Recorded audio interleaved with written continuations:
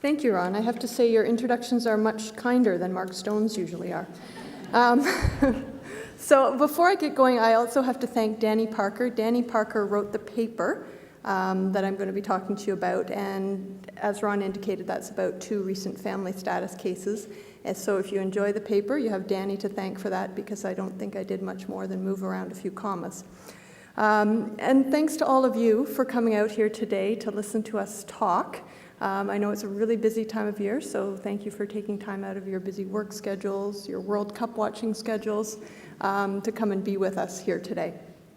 I do not have a video, sorry, but it occurs to me that the topic of family status accommodation probably doesn't really require a video.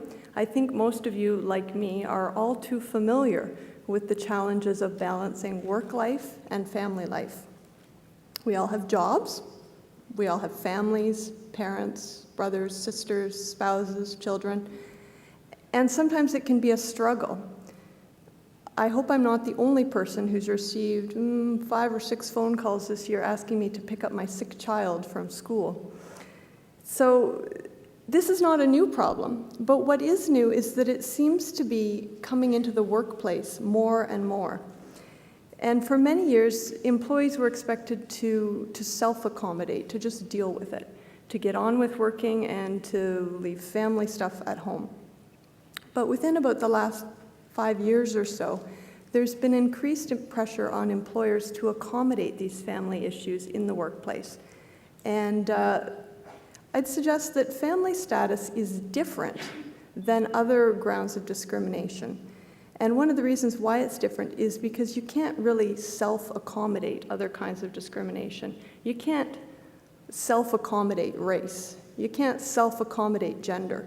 But when we're talking about family status, you really can self-accommodate, at least to a certain extent. And now the courts and tribunals have started to recognize that, and they've been applying a different test to determine whether or not discrimination has occurred. As lawyers, we call that the test for the prima facie test, or prima facie case of discrimination. And what that means basically is what the applicant has to prove to establish that discrimination has occurred. And then if they establish that prima facie case, then the respondent has to respond to it.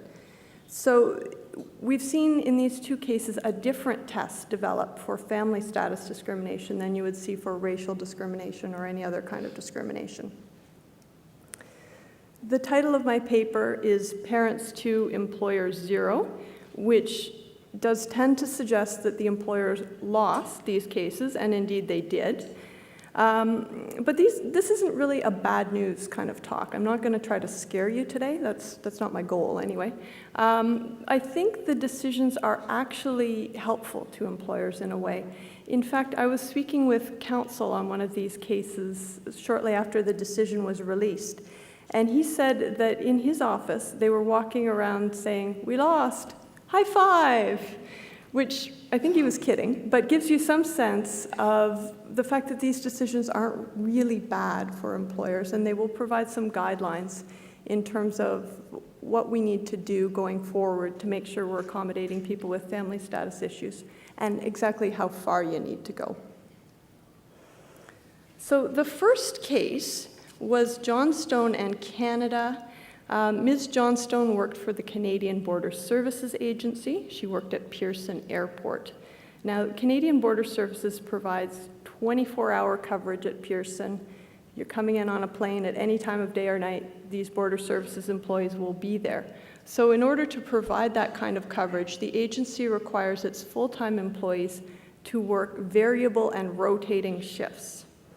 Now, Ms. Johnstone's husband also worked for Canadian Border Services, so he was also working these variable and rotating shifts. After her mat leave, Ms. Johnstone discovered that she couldn't really find childcare to adequately cover her and her husband's schedule, and she requested accommodation. She asked the agency to provide her with 3 fixed shifts every week of 13 hours each. That would allow her to remain a full-time employee and to continue receiving benefits and pension contributions, etc., as a full-time employee. The agency said no. They said, we have an unwritten policy that only part-time employees can work fixed shifts. If you want to be full-time, you've got to work these variable rotating shifts.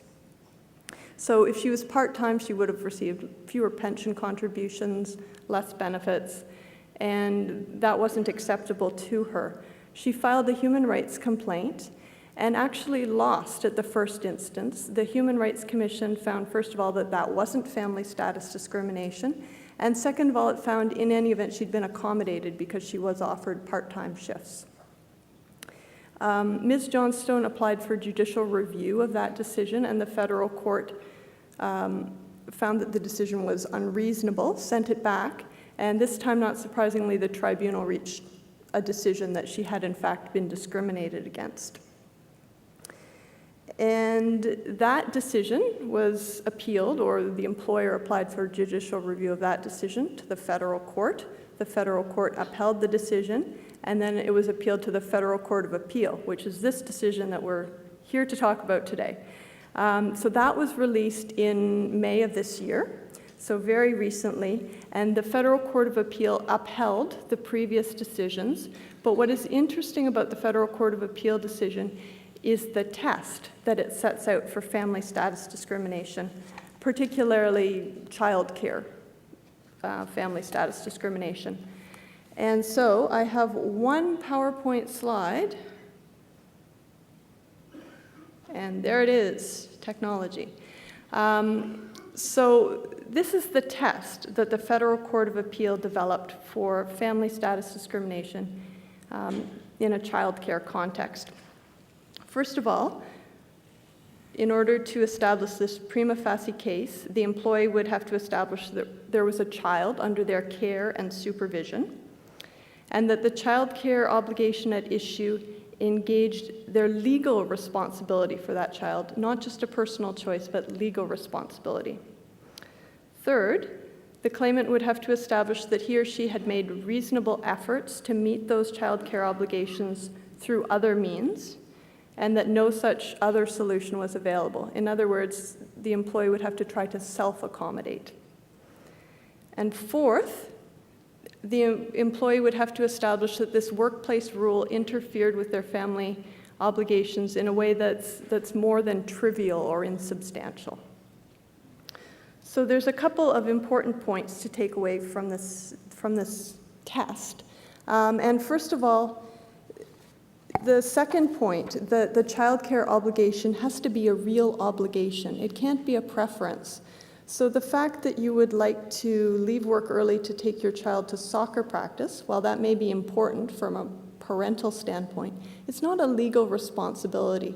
So that sort of thing is likely not covered if this Federal Court of Appeal test is adopted by other courts and tribunals. The next important thing to consider is this requirement for self-accommodation.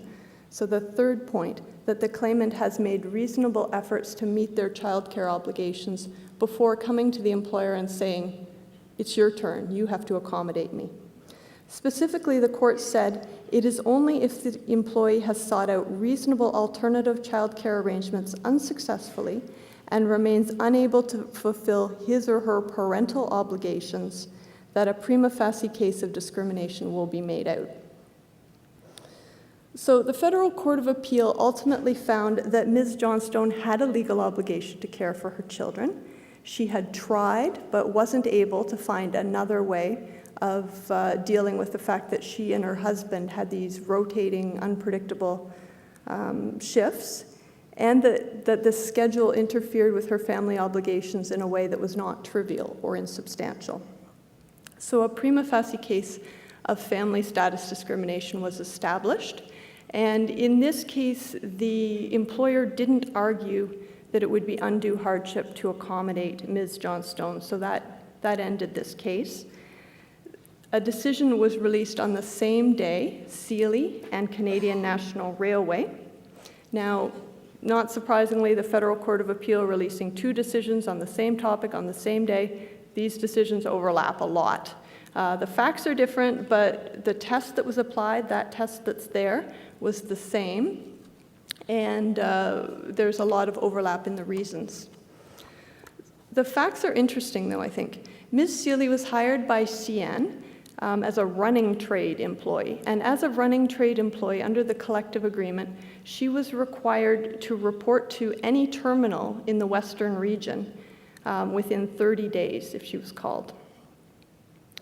And if she didn't report, her employment would be terminated, her seniority would end. So in 2005, she was in Jasper, and she was married. Her husband also worked for CN, and they had a child. And then she received a phone call assigning her to Vancouver. She had 30 days to get to Vancouver. And Ms. Seeley asked for some more information, asked to be accommodated, but CN wasn't really that receptive. It offered her another 30 days to sort of get her act together, but it did expect her to go to Vancouver, and when she didn't, her employment was terminated. So that decision, the tribunal found that was family status discrimination. The federal court upheld that decision, finding it was family status discrimination, bringing us to the Federal Court of Appeal, this decision that was released in May, and the Federal Court of Appeal also found that was family status discrimination.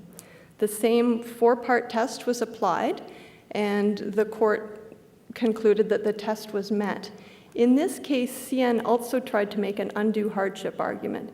It tried to argue that accommodating her would have caused it undue hardship because this term was in the collective agreement, and it couldn't be expected to vary the collective agreement.